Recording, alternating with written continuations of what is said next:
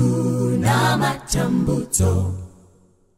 Yesu ndiye mambo, tichanogara naye, kudenga kwa kanaka, hakuna matambuto. Yesu ndiye mambo, tichanogara naye, kudenga kumusha wa baba mufaro chete chete never ke ziso harisatira ona veve haisatianzwa ijo Krista gatirira vanotenda vake ziso harisatira ona veve haisatianzwa ijo Krista gatirira vanotenda vake kudenga umusha wa baba mufaro chete chete never ke hama tende ukanasi Yesu achiri kudana mukana uchiri ponasi wekuno gara naye hama tende ukanasi Yesu achiri kudana mukana uchiri ponasi wekuno gara naye kudenga umusha wa baba mufaro chete chete never ke kudenga umusha wa baba mufaro chete chete never ke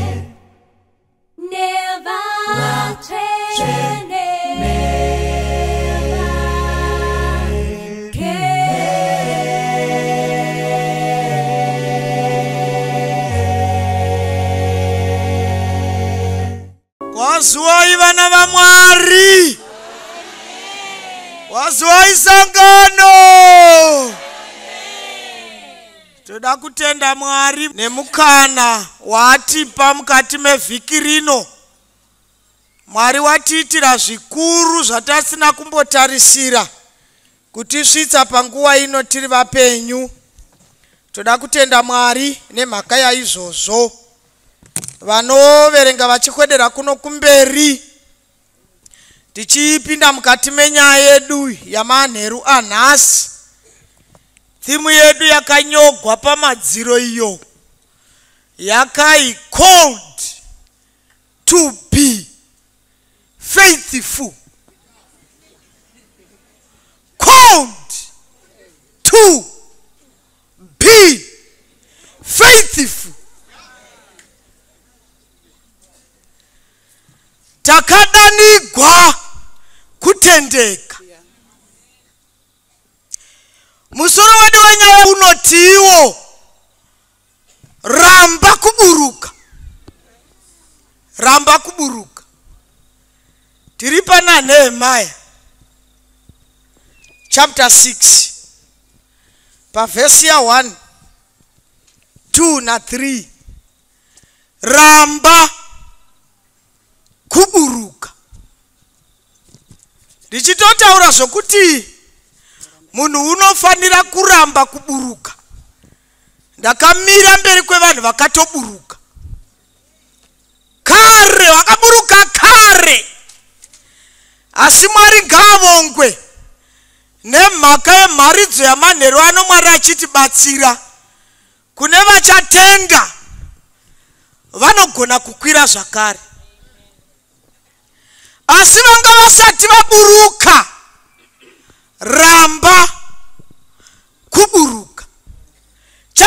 6 pavhesi ya 1.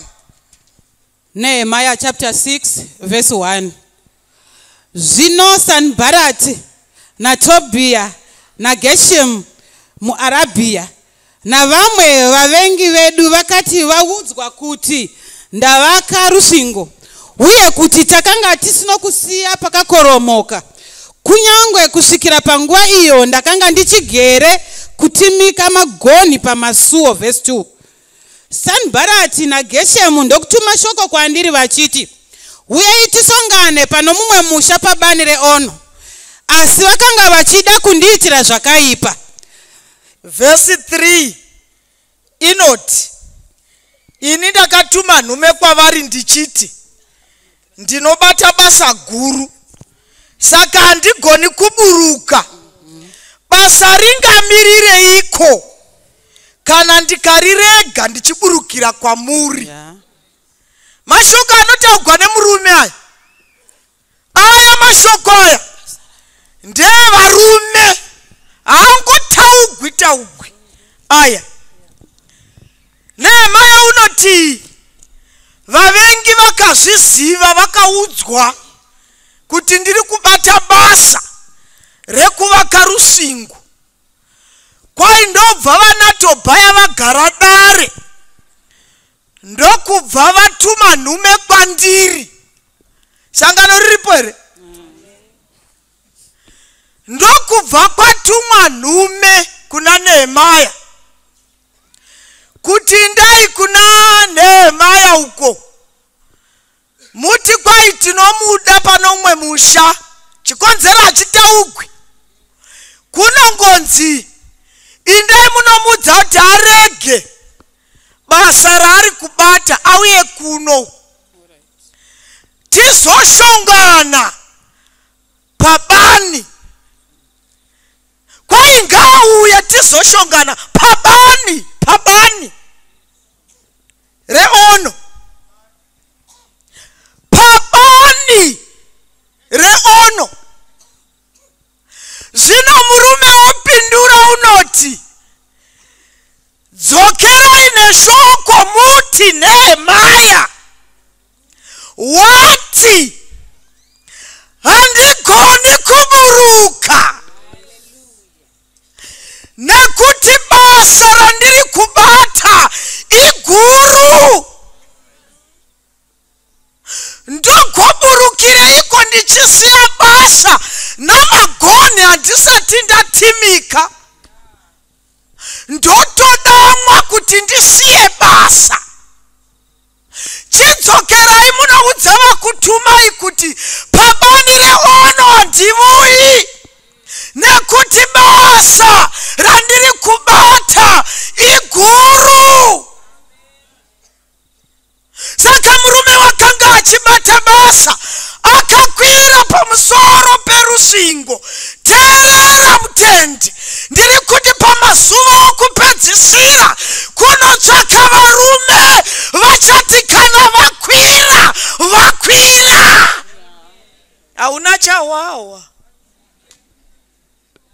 Panoda varume chaivo vasingaburuki. Hapana ari kundiwapo. Panodiwa varume chaivo vanoti kana vakwira parusvingo havasivo kungoburuka. Kandi uri murume rudzii kandi? Nehemiah aiti kana akwira wakwira, haachemi. Nehemiah kana ava pabasa haasi murume wokuchema. Vavachamborehwa vaya masikati, tenga nhumbi dzokuvatisa. Kana totsanangura vana Nehemiah, handivo varume vemhashu ava. Ava ndo vanonzi varume ava. Haasi murume wemhashu, murume pachake. Varume vemhashu dzekugokwe upenyu hwavo vanorarama vakaberekwa navakadzi. Zigadzi racho zidhudhe rakadai so. Kamurume kacho kemhashu kane muviri mutetetete. upenyu hwese hwemurume wemhashu kurarama akaberekwa nemukadzi.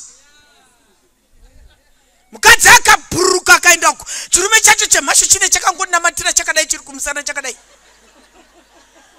Zikadzi robhuruka rakabuda rakadai, chero mukadzi wemhashu akapinda nomuchinanga.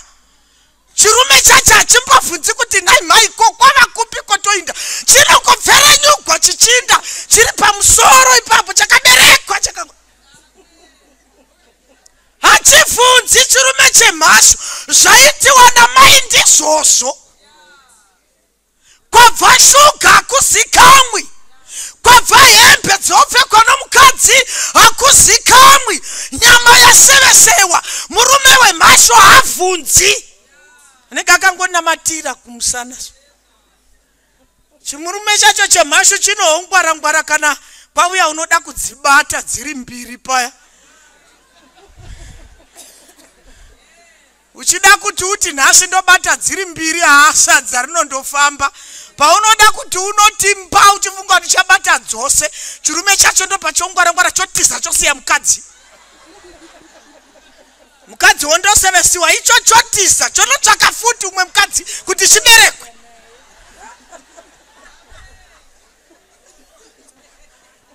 Kati chitaura pamusoro paNehemia, murume pakati pavarume. Angoti iwira taura woburuka, iwira taura woburuka. Unotumira shoko Nehemia, unoti basa randiri kubata iguru hazvigoni kuti ndiburukire pabani reono, nekuti basa randiri kubata iguru. Asi murume kungoburuka hachemi futi, hachemi kuti mukadzi unobvunza madovata, madovata, nhasi mashandira ndaita kubasa, ndatovata. Nehemia unoti handiburuki nokuti basa iguru iri, ndiburuki kuti basa iguru iri.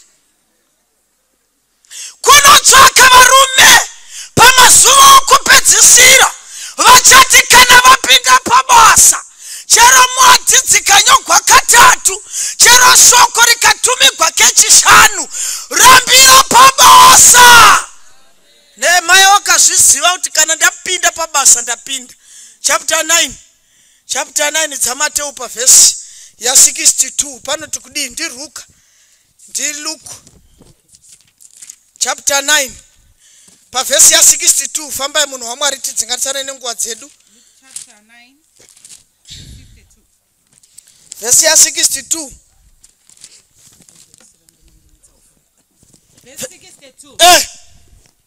Asi Jesu akati kwavari, hakuna munhu ungati kana aisa ruoko rwake pabasa, hakuna munhu unoti kana aisa ruoko rwake pabasa akacheukira shure, akacheuka shure, ungafanirwa noushe hwaMwari. wakafanirwa neushe hwaMwari. Nehemia wakazviziva izvi kuti kana ndadamwa pabasa ndofanira kutendeka pabasa iri. Rukaoti pana chapter 9 Jesu achitaura hama dzinodikanwa, hakuna munhu uchati kana aisa maoko ake pagejo apinda pabasa, munhu waisa ruoko pagejo akacheuka shure, munhu wakadaro haana kufanirwa neumambo hwekudenga. Chanetsa pamazuva edu ndechekuti vanhu vakatanga basa vanotendegwa kuburutswa pabasa raMwari. Takatanga basa zvakanaka, asi pataveiko zvino vazhinji takaburutswa. Vhesi yoti zvawakanga waisa ruoko pagejo wakanga waita chinhu chakanaka, asi chauchakonera denga kucheuka maoko ari pagejo. Kwete wariregedza, wakabata gejo ukangocheuka chete denga rakona.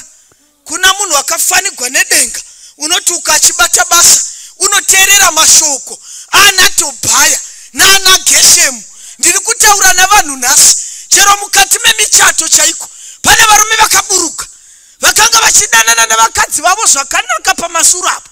Asi pavakawa mashoko aNatobhaya, ndiri kutaura nhasi namamwe madzimai vakaburuka mimichato yavo vateerera mashoko aNatobhaya naanaGeshemu zvichinzi handei tinoshongana kubani reOno, ndokubva aburuka mumuchato akasiya muchato uchivava, iye akaenda kuNatobhaya kubani reOno. Ndiri kutaura nevanhu zvino hazvina kumira zvakanaka. Dai mava musina kuburuka pamuchato, dai muchato wenyu wakanaka, makaburutswa. Murume mukuru unofamba uchiteerera mashoko. Baba vakuru vaputsa muchato nokuteerera mashoko aNatobhaya, svika munhu aburuka pamuchato. Kana zvakadero wotenda kumusha kwenyu, vateteeriza, ndaitotaura nawe izvozvo, vateteeriza vati kwaizvoni handingagari nemukadzi wakadero. Saka vateteeriza vatoti izvoni, vateteeriza saka vati izvoni hatingagari nemuroora wakadero. Kudini? Anongori mashoko aNatobhaya. Wakaburukireiko basa risati rapera? Kwa muchato wacho waimbopindireimo saka? Namagoni achigere kutimikwa, mimba isati yabata, nomuchato watoparara, magoni haana kutimikwa. Kaburuka mumuchato. Vhesi yoti panapa hakuna munhu uchaisa ruoko pagejo. Nehemaya kana akati kana iri iyoyo inandiburuki. Zvandatotanga basa kudai, iri basa iguru. Pane mamwe mabasa anoonekwa sekuti mune vanhu mabasa makuru. Hakuna rimwe basa ratakananigwa kushe kwekuudza mweya kuna Kristu. Ndo basa guru rinotsanangurwa. Mamwe ose kana tingamaita, ngatimabate mukati memabasa acho. Mune kuunzwa kwemweya mukati. Hazvina kuipa kuita ticha, but pauticha hwako kana iwe zvabva kwazvikoro vamwe vachibhadharisa vana kuita metsi, iwe ingodana vahedheni vose muraini, uyai ndikuitisei metsi mahara. Mahara. Handiti iwe uri bhiridha. Izvozvi panext door pako pane chirikadzi yakanguri yatenga zvitinha kare, samende yotooma, iwe uri bhiridha. Kupinda kapabasa guru kairi, pinda pabasa guru ka. Pamwe wakambobhadharisa, asi kana pava pakuunza mweyaka, ingoiudza chirikadzi yacho, cherai mvura ndouya mangwana, ndozokuvakirai. Nehemaya unoti ndapinda pabasa, handigoni kuburuka pabasa iri. Iri sangano iri, kana rakajoiniwa nemunhu unouya kuzongogara seshambaradzana kugwa nemufundisi panapa, hakuna vanhu unogona kunge wakajoina sangano risiri iro, nokuti iri harisi rekugara iri. Iri ndere basa manje. Kana vachararamira kupinda muchechi kuti ndingova nezita kuchechi vasingadi basa, iri uchabuda gwendo runo. Uchabuda nokuti iri ndere basa iri. Rakatosiyana nokuZioni kwatakabva uko. Isu namba yekuZioni yaiwanda muchechi kana kwaita watizigwa, ndokuwanda kwenamba muchechi. Vamwe vowana vakadzi vaviri nevazvara matwins, ndokuwanda kwevanhu kuZioni. Nevauya vachina matigwa vofundisigwa navaprofita, kwai kana matoya pano kuzona matigwa motogara pano, nokuti kana mukainda mweya yacho inokutevera chitogara pano topinda tose Zioni. Iri hariwandi nokuwana kwavanhu, iri rinowanda nokupinda pabasa. Iri ende ndorogari nenharo sangano iri, kubvisa vanhu muzvichechi zvimwe zvisina basa, zvimwe zvizere pasi pemuti apa, kuzojoina iri kana tapinda pabasa. Saka Nehemaya unoti ini ndiri murume kwete wemhashu, handiteereri chero mashoko omukadzi kana taapabasa. Vazhinji vanhu vakapinda pabasa, mashandiro avanoita kare vamwe vasati varoora, handiwa mashandiro avanoita nhasi vavana vakadzi, nokuti Tobhaya wacho wakateeregwa. Mukadzi akati ukaenda ikoko kuefoti uchavata nechechi zete. Baba vakuru, nezvichemo. Pawakaenda Eridha wakabvumwa nemukadzi asati adzoka Joni, mukadzi achidzoka Jeni, wakuunganidza nomuneting kuseri tokumbira wakanga vari muno tisangane kuseri. Kuti ushongana kusiriko isu tiri kuti tapedza. Vauya nechichemo vasi vanhu havati ivo zviya zvandakanga ndambobvuma basa zviya.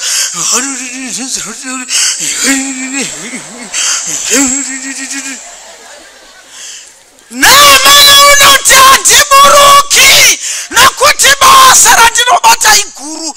Teerera mutendi, kana waburuka Satani wabvuma kuti akudanire kubanire ono.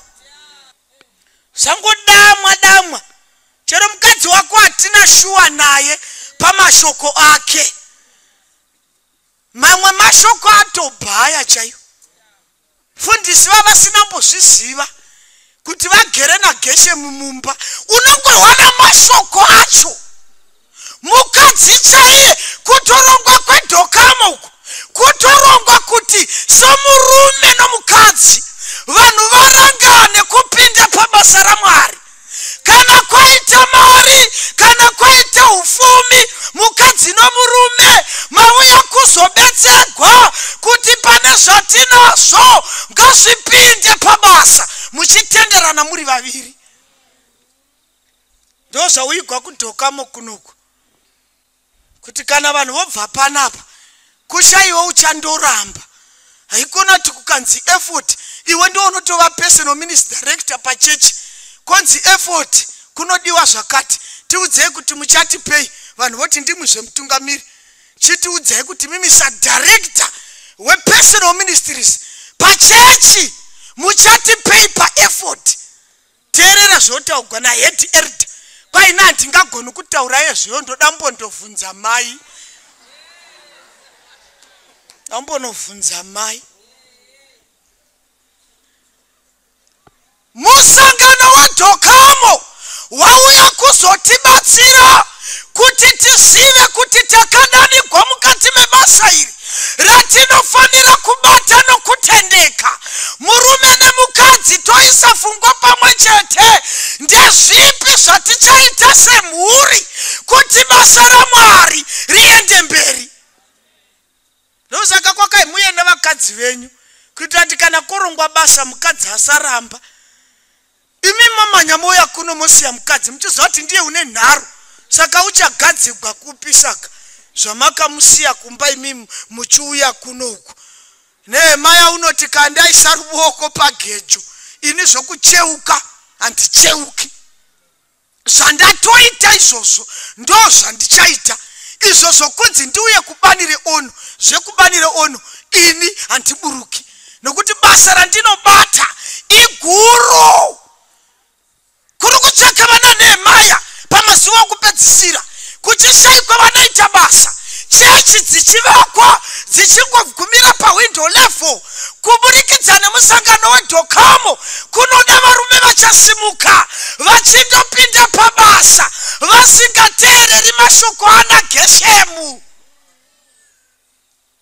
Ende ndozati Geshemu wacho hambonyari, anofurira chero, anodana chero. Ende unotsvaka vakatokwirira vacho, vakakwirira vacho ndo vanotsvakwa naTobhaya votumigwa mashoko.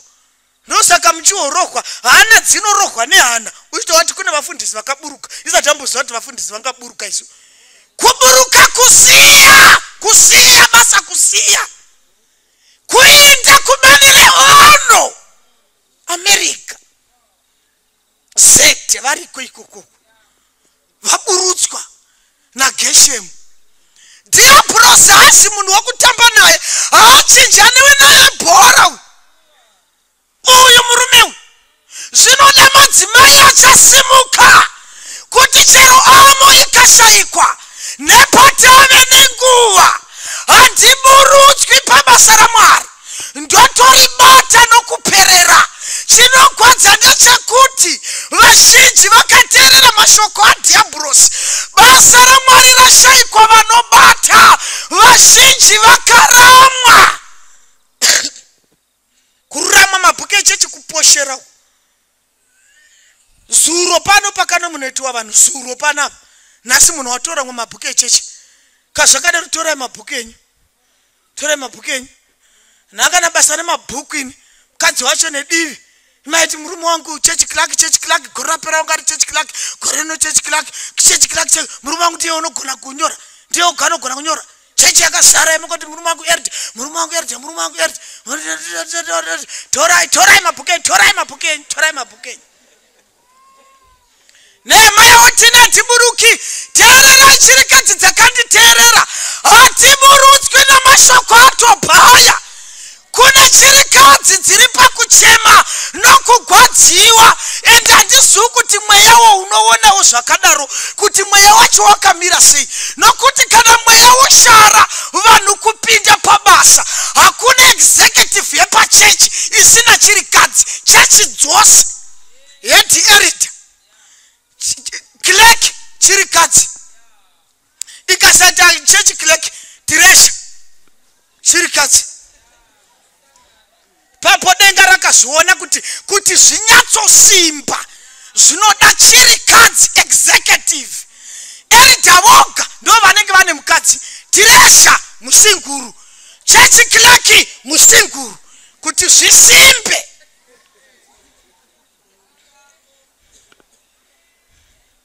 kana korongwa zvishedzeroka kana uri mukadzi waeridhaka hauzi erida indovaraidza mwana uri kure uko executive ichironga zvinhu zvechechi erida nechirikadzi vachironga zvinhu zvechechi zvishedzero zvichinyogwa chirikadzi yakachena yakanada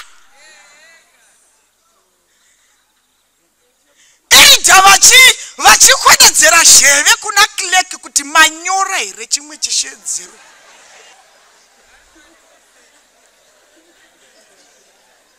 zvino unoona mukadzi waeridha akatora mwana nehasha akasimuka muchechi pfumbu nepane executive wainda wandomiramira uko wamboisa zheve kuteerera zviri kutaurwa wadzoka nehasha nepapo pane maeridha pazvishedzero pfumbu iwe inda unovaraidza mwana izvi ndezveexecutive kurongwe zvinhu zvechechi pane chirikadzi iri kundihwera ndikakuhwa uri chirikadzi kuti waramba basa uchiti wakanyeyiwa tichakonana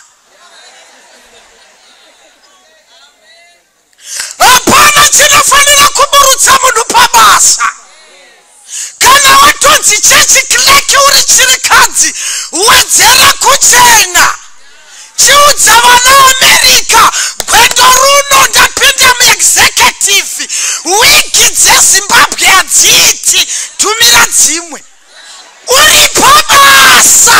uri pabasa uchitaura kuti handiburuki nosira basa kunyeyiwa vakandinyeya vakati ndinovatorera varume vavo saka ngavasare nechechi yavo vanondinyeya vachiti kwai ini ndinotogwana varume vavo vanonditi kwai kuchena kwaunoita une murume wakanga usingacheni sezvizvi iye zvino wakuchenera varume vedu rabish wedzera kuchena nemai unoti handiburuki musaburuka mai batai basa kusvika pamakasarudzigwa pasvika kana vatokunyeya ukavahwa vakatokunyeya kuti hauchinji shangu ipapo kando paunofanira kuzviratidza kuti uri ani straight kuna erida ani mukadzi wacho ndiye angachinyeya straight kuna head erida makwera sei munhu wamwari ndine shoko randauya naro ndahwa mukadzi wenyu achindinyeya newa personal ministries vachiti handichinji shangu ina handidi zvokuparadzaniswa namwari wangu imi erida imwe savadha isati yasvika wonaiwo kuti dzimwe shangu ndingadziwana sei chopu nokuti ndoda kuti ndibatire mwari ndakasununguka handidi zvinondinetsa hatiburutswi pabasa navanhu hatidzokeri sure nemhaka yavanhu Nehemiah unoti basa randinobata iguru handigoni kuburuka namagoni ndichigere kutimika ndo zviri kuregwa naye Nehemiah ndingarega basa sei? Isaiah achibvunzwa pana chapter 6 apa unoti ndiri pano nditumei. Obva abvunza Mwari kuti zvamati ndibate basa iri ndichaparidza kusvika rini? Mwari wapindura Isaiah, kwaiparidza kusvikira nyika yavadongo, kusvika munyika musisina vanogaramo. Iwo sisi wa chechi nomunhu hatindika kana Jesu asati adzoka tokotorega basa sei? Kopa yakatendai naizvozvo pane pamakaona pakati chidzokai? We makahoiona here kunana Hebrews inoti chidzokai? Iri kungoti ndai kusvika nhasi. Saka hatigoni kubvisa ruoko pagejo. Kwai kana wangobvisa ruoko pagejo hauna kufanirwa neumambo. Saka ndakatarigwa navanhu vamwe vanga vachitoripo vachitopulana kuburuka. Teerera munhu waMwari, hatiburuki, ticharamba takaisa ruoko pagejo ende tichinyatsobata basa nemoyo wese. Kana uri bata munhu waMwari, bata nemoyo wako wose. Chapter 9 dzinodero pana muparidzi pavhesi ya 10 inoti zvose zvinowana ruoko rwako kuti ruzviite, ite nesimba rako rose, nokuti hakuna zivo, hakuna uchenjeri, hakuna kana umhare kana munhu apinda muguva. Saka kana tapinda pabasa, bata nesimba rako rose. Kana wafa hauimbisi futi, kana ndikafa handiparidzi futi. Saka kana uchiri mupenyu munhu waMwari, bata nesimba rako rose ende usingatenderi kuburutswa, nokuti basa iguriri iri, basa iguriri ratinofanira kubata. Ita nesimba rako rose. Usatiitira minana kana wauya kunoku. Gara waramba kuti handidi kuimbisa, kona kotiitira mashitaira kunoku. Pabasa guru rakadai woda kutiitira dhirama kunoku. Mudzimu unoyera unotitunga mira uri pedyo maKristu. Kwabvumirei? Kwadi kungoramba? Anga achiparidza wacho abva atanga aimba nziyo agona mata agozoimba. Kwabvumirei kuya kuzotidadira kunoku? Pabasa guru rakadai, pabasa guru uita mastaira yatiaida, unaita mharidzo kubva 1994 uchingova nevhesi 1 inozikamwa nemapathfinder kuti vakaona vabati vachipinda apa, mapathfinder votofanira kutaura vhesi yako nomusoro ende usingachinji iri iyo futi. Chingwa chakavhuvha chinozyisiwa vanhu chakavora kubva 1974 uchingopinda mapathfinder autoimba Mwari akatuma Abhurahama kuenda kugomo reMoria, wakatora Isaka in 1988. Muna 2000 Mwari wakatuma Abhurahama kuenda kugomo reMoria, wakatora Isaka mwana wake ange ari yoyo. 2016 Mwari wakatuma Abhurahama kuenda kugomo reMoria. Chero nhasi ukadamwa pano svikai uyaiwa mutipe vhesi yekugamuchira Sabata. Mwari wakati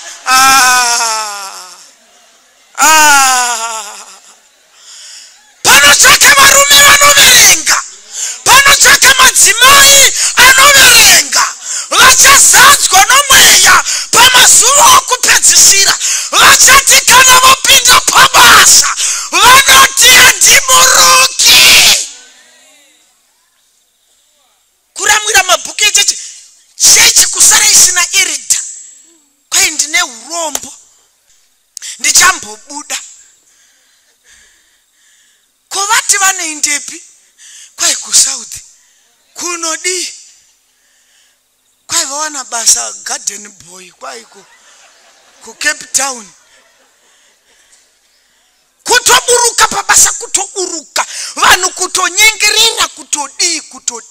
Hamuoni were kuti Dhokasi yanga yamuka gore ino nemhakenyu vasikana? Ndine urombo, ndakawana basa. Ndine urombo kunonunga papurika kumapurazi. Kusiya basa raMwari, kusiya. Hakuna uchatoisa ruoko pagejo akacheukira sure, wakafanikwa neumambo. Tofanira kubata basa kusvikira nyika yavadongo. Iwe watogara kuseni kunoku, kugara ende kana richibatwa umwe neumwe unomabatira ake, ende umwe neumwe unomaparidzira ake, umwe neumwe une zhira dzaachashandisa kuunza vanhu kuna Kristu. Usambonamatira kuti ukokwevo kundoparidza kumasvingo, izvo hazvisi zvako. Iwe une zhira dzako dzekuparidza. Hauna kumbe watabhita paJopa. Kune kupi kwakakokwa Tabhita, wakashanda nevaiva akagara navo, vazhinji vakaziva Kristu, kundoparidza hakuzi kuinda America nekuuya Harare ndichibva Gokwe. Unoparidzira chero vaugere navo nezhira yauchakwanisa. Hakune vamwe ka kuno kupurupiti terezve mhai, kuno musambo kuno kwandiri kuno ukoona upatsika panochotsvaka Zambia yako kuno kuno hakungotsikiki kuno une uchisvika uchindepi kuno. Saka iwe muparidziro wako kutoti kana mimba yako ozvara uchaparidza namateneti ako kumuvakidzani wamitisigwa mwana washanda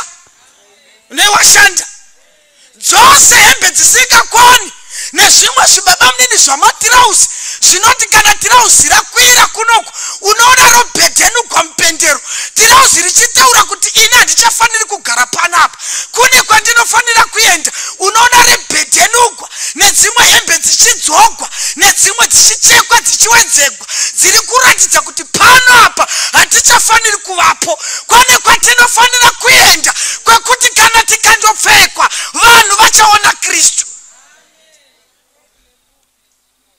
Iwe unoramba wakangochengeta hembe usingoti isu tinonyimwa basa kucheche, Aiwa kuno kupurupita hamuuyi mhai, shandisai mateneti nepreparation yevana venyu muchipa vamwe, vazhinji vanoona Kristu. Umwe neumwe nepanogona.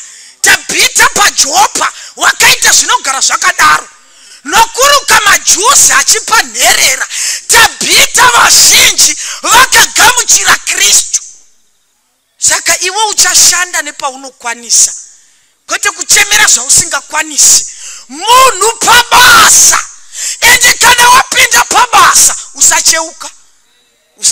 Tiri tose vatendi, pinda pabasa usingacheuki. Unoti kudii Paulo? Timothy wechipiri chapter 4 pavhesi ya 5 iverengai tinamate munhu waMwari. Timothy wechipiri chapter 4 pavhesi ya 5 panoti kudii tinamate tiri ipapo. Verse 5. Asi iwe svinura pazvinhu zvose. Tambudzika. Bata basa romuvhangeri. Upedzise basa rako. Kwazvo. Asi iwe svinura pazvinhu zvipi zvose. Ubate basa rokushumaira. Kana watanga basa iri teerera mutendi. Kwai kana waritanga pedzisa basa racho kwazvo. Kana wazvitanga zvipedzise. Tiri tose here vatendi. Kana watanga pedzisa basa kwazvo. Vazhinji vadhara kuGokwe dzangu vanhorondo. Kwai takafamba nemazunde kwai Bhinga uko.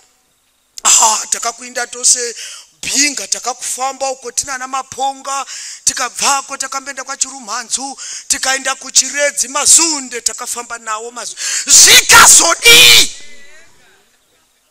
zvamakafamba na Mazunde zvikazodi kune n'anga dzakatendeuka tatiri kwasave takanamata tiriko ikoko vafundisi vakanamata pakanga patomisa gore kuchida kunaya ndokubva kwanamatiwa kwakanamatiwa gore rikanyangarika tikapinda chechi zvakanaka zvikazodi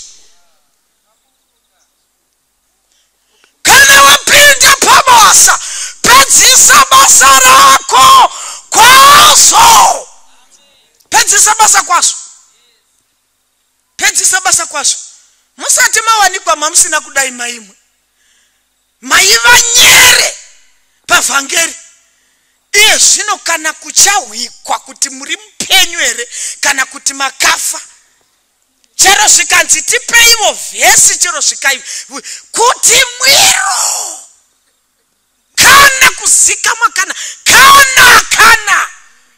vakamboti manye pasura iye zvino kunyarara seshangu iri mureke kwai kana watanga basa pedzisa basa rako kwazo chakakosha magumo zvokuti wakamboenda kwaSave mukandoita Zunde zvikazodi saka izvino uri kuitei zvawarega basa racho kusiya basa raMwari kushayikwa vanoita rashayikwa basa kuti roitwa nani asi vanhu varipo vazere kutenda kuvafundisi vanhu kutonetsa kwai ndinamatire iwo ndoda kuti ndiwane basa namatire iwo munhu waMwari kuti Mwari andiwanisewo basa ndobva ndanamata vhiki inotevera kobva kwauya vanhu ve-publishing vachibva kuconference votouya kuchechi vachiti zvoni vari kutsvaka vanhu vose vanoda kupinda pabasa rokutengesa mabhuku sumudzai maoko iwe uramba wakaisa ruoko pasi ndakakundamatira vhiki yapera kuti uwane basa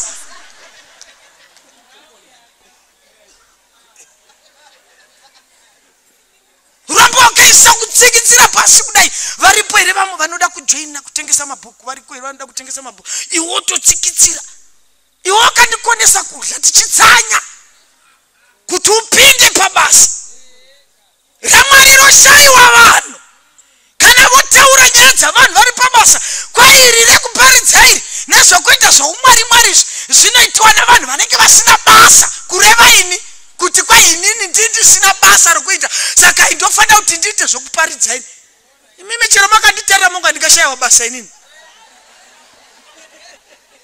shaya basa sunura pazvinhu zvose kana wasunura usasunurira zvinhu zvisingaponesi vanhu kana uchisunura sunura kuti vanhu vauye kuna muponesi ndozvanofanira kusunurira kwete zvimwe zvose zvaunosunurira izvi mateverera aunoita foni yomurume uchida kuona mameseji apinda dai kuri kuverenga shoko mhai dai chero kwaunozvagwa kusina kana muhedheni kusunurira zvinhu zvisina basa kusunurira zvinhu zvisina basa kutevera nemameseji omurume vanhu vanoshanda navo nhamba dzacho dzose dzinotogwa dzose mufoni dzosara dzichifonegwa murume aenda kubasa dai kuri kuverenga bhaibheri dai muri nyere mhai pavhesi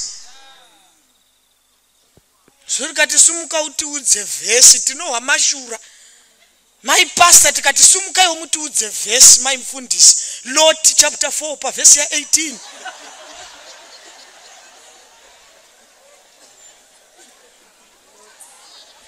ko imwe inosapota iyoyo iri pana Lot chapter 4 tikavhura kuna Moses chapter 18 pavhesi ya 15 inosapotana neiri pana Lot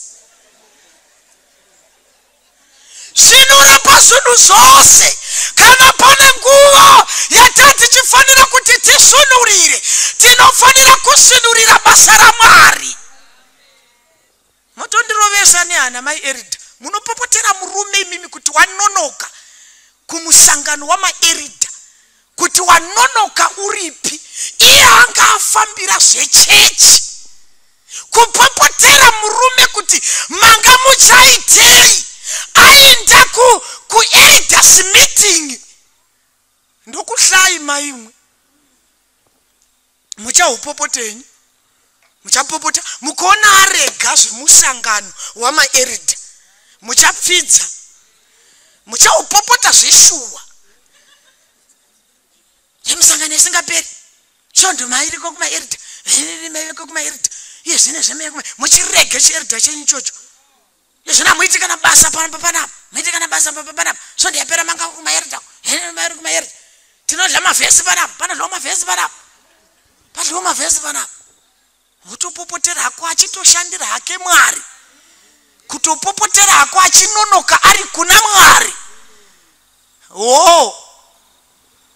zivai zvokusunurira maimwe sasunurira zvinhu sina basa sunura pazvinhu zvose kwai munhu ngaabate basa rechinyi kwenu reuvhangeri apedzise basa kwazvo basa rinofanira kuregwa rapera ndosaka Nehemia akati parusvingo handiburuki nekuti basa randinobata iguru. Verse 7 wati kudii? Verse 7 wati kudii?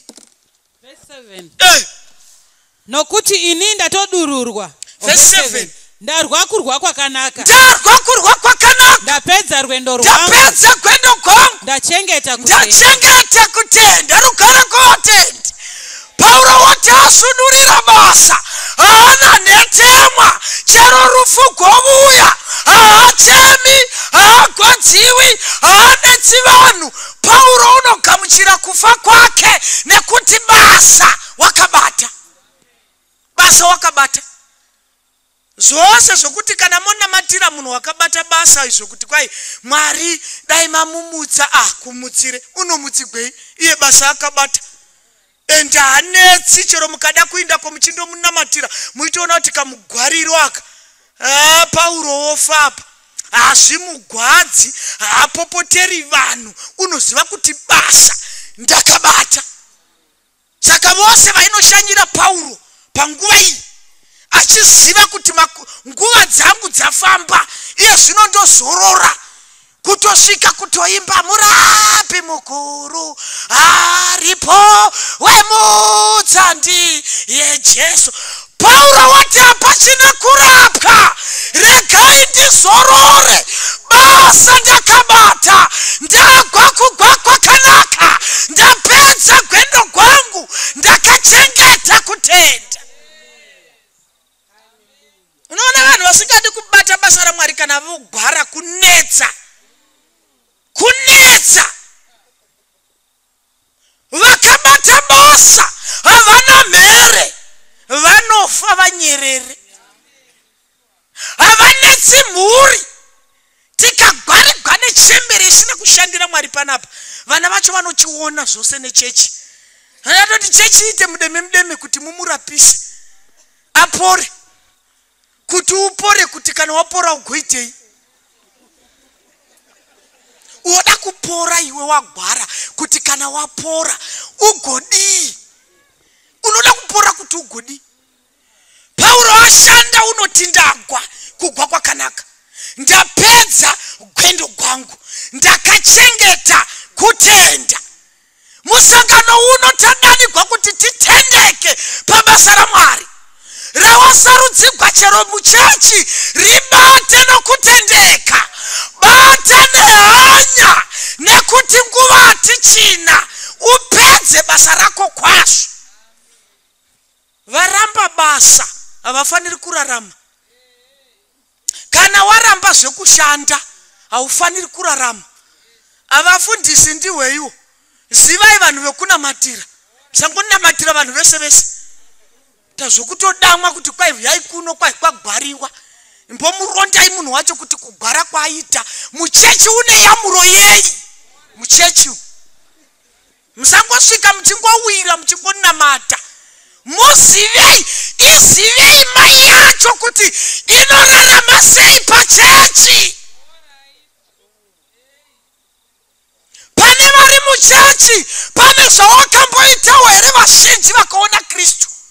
Vanhu vanongoita samashamba muchechi kuonekwa ravora rakangoti zete mvura yebuda nepasi.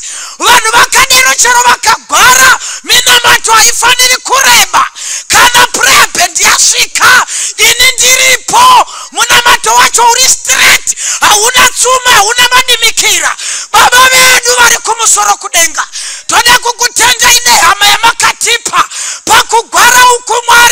Mwari ndimwe munopa, ndimwe munotora, kuda kwenyu ngakuitwe. Akuramba vari muchechi uchibudisa vanhu muchechi vausina kushandira, simba raunaro ndere kubudisa kunyeya munhu kusvika asiya chechi.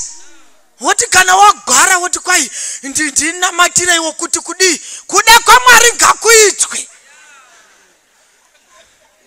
Ifo chechi izare vanhu, ndiwo watikanganisira zvinhu. Imi hamunambowa vanhu vachidudza here imi vachiti zoni tichazopinda chechi kana baba vavafa?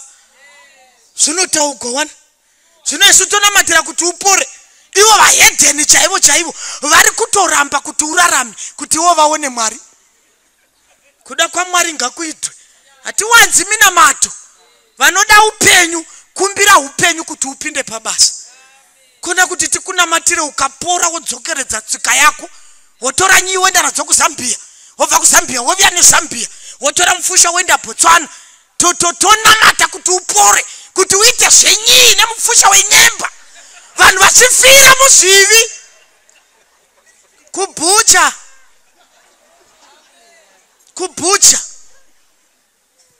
Ndagwa kugwa kwakanaka, ndapedza gwendo gwangu, ndakachengeta kutenda.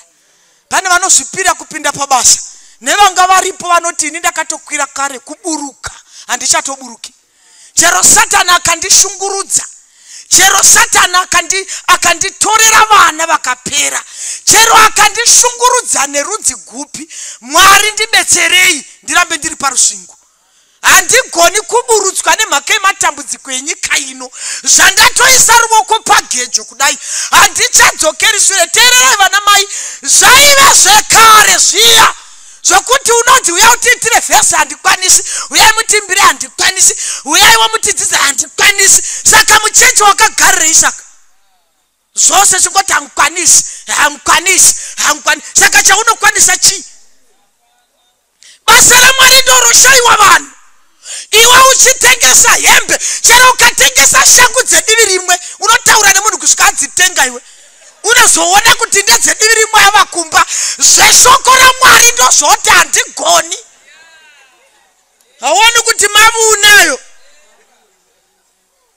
Ndakadzokera vamwe mai pamusika ndikati unopfuura hama yako mangwana ukanyara. Kwai vatete uyai pano, vatete uyai pano. Vatete ndikati unogona kudarika hama kundodzoka kudai pamusika. Kwai $2 apa. Vati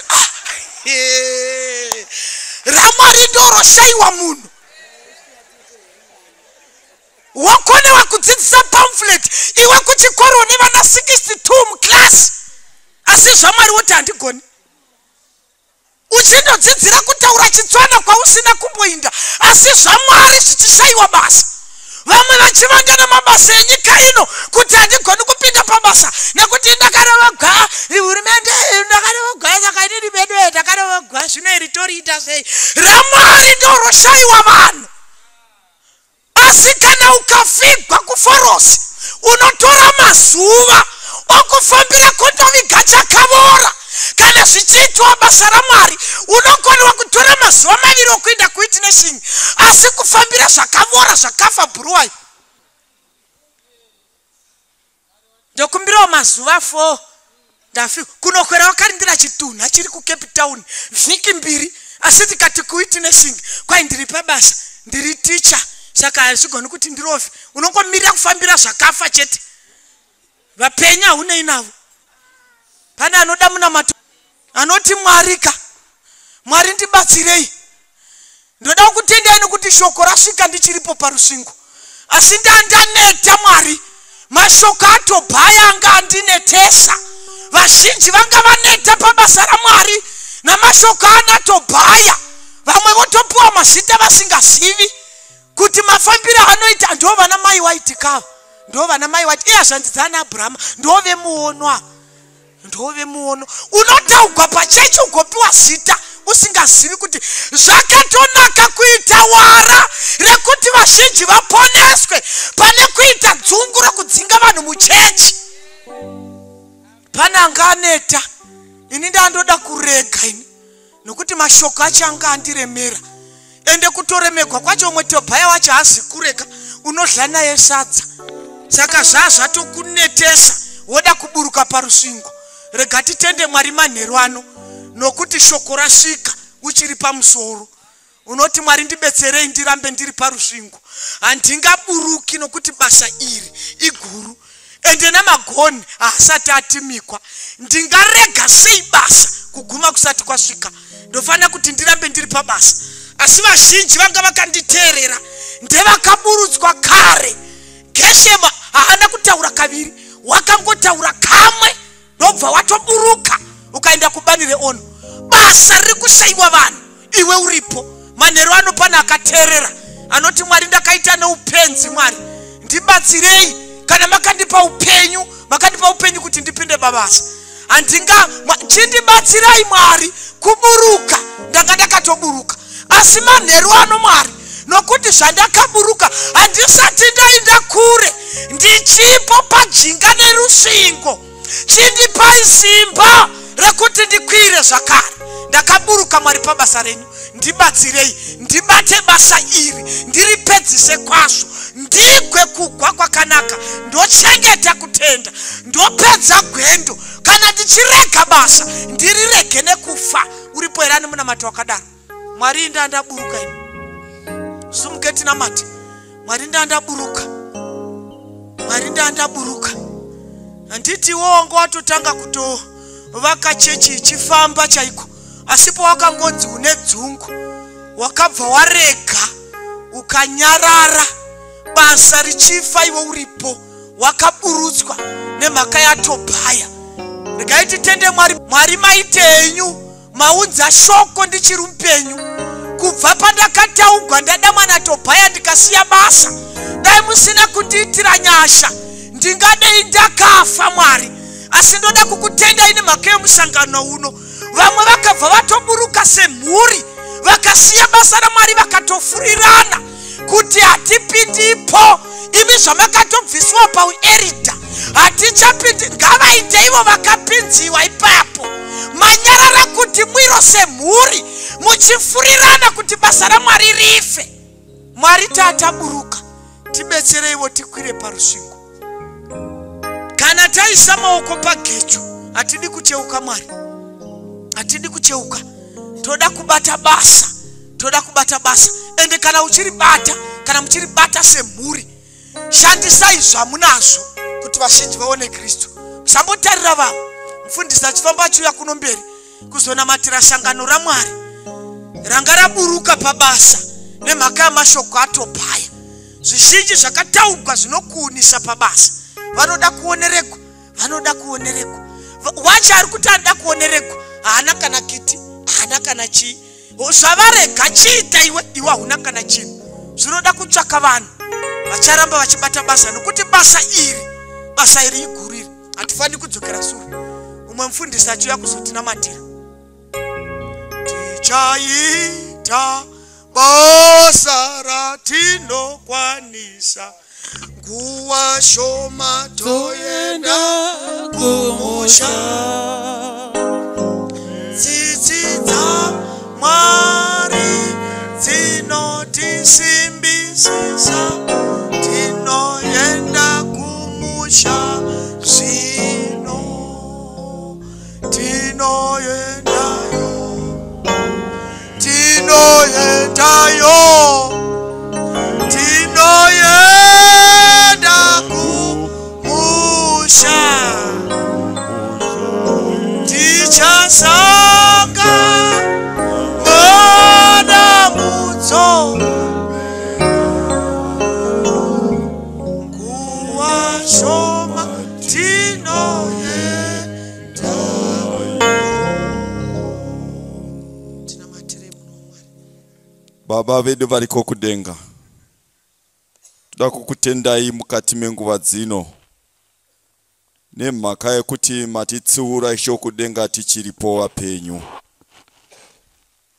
Wakaipa anga atisunda kutiisa mumachokocho kuti tirege kuona ruponeso rwamakatigadzirira. Tenzi makatituma mukati mebasa kuti tiriite mumazuva ekupedzisira. Hamuna kuita mistake. Asi inzwi raTobhiya rakadanidzira rikati uya tisangane. Asi maita mukati meusiku wanhasi. Nekuti matinyevera kuti usaburuka pabasa.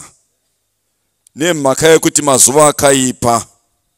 Nekukasika tinofanirwa kumhanya nebasa tipinde mukati menzvimbo dzese.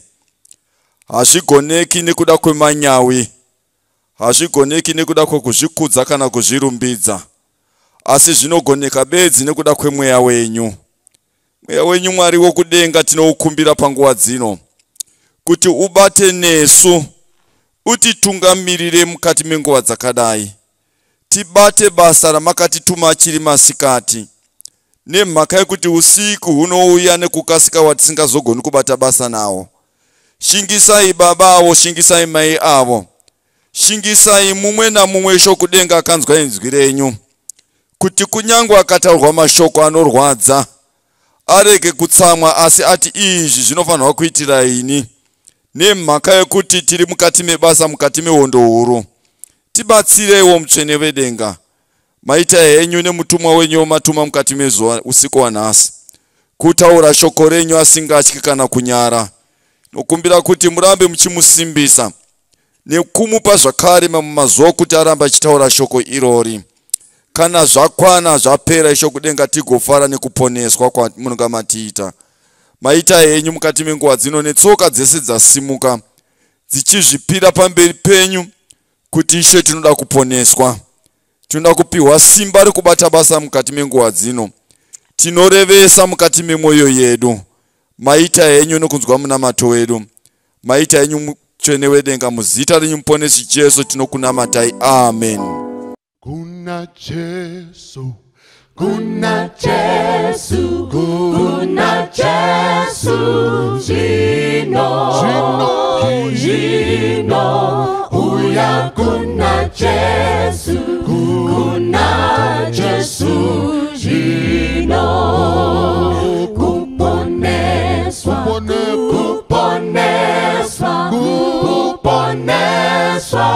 Jino, uya kuna Jesu, kuponeswa, Jino,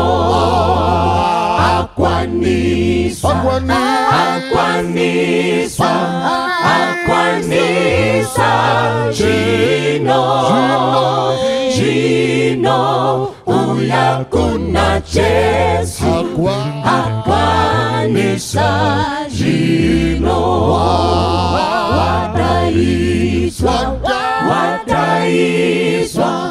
wadaiswa, Jino, uya kuna Jesu, arindira, Jino, arindira,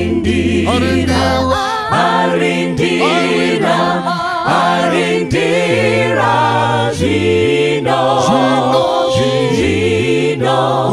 uya kuna Jesu, arindira, Jino, musimbire,